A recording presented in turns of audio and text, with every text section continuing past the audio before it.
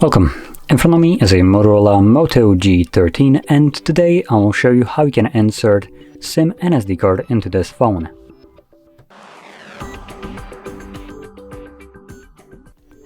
Now before we get started, we will need to grab a SIM eject tool like this one, which should come provided with the device in the box. Now if you can't find it, you could use a paper clip, straighten out one of the ends, and it should work just as well. Once you have it prepared, take off a case from your phone if you have one on. If you don't, then just simply grab your little tool and pop out the tray, which is located on the top left side of the device. So right here where the pin is holding right now. Push it in. The tray comes out ever so slightly, and from here you can just yank it out. And as you can see, you have space for 2 SIM cards and 1 SD card. I'm gonna place one of each.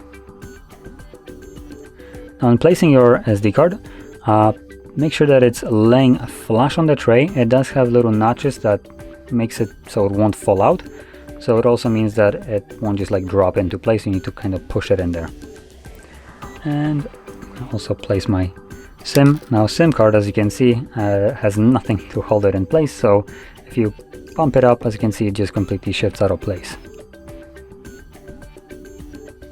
From there, insert it back into your phone.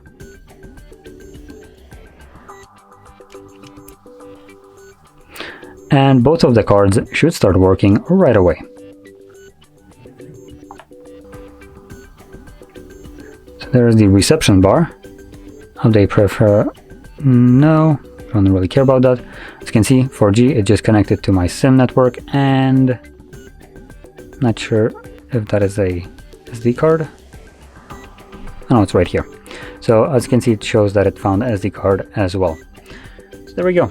Now, if you found this very helpful, don't forget to hit like, subscribe, and thanks for watching.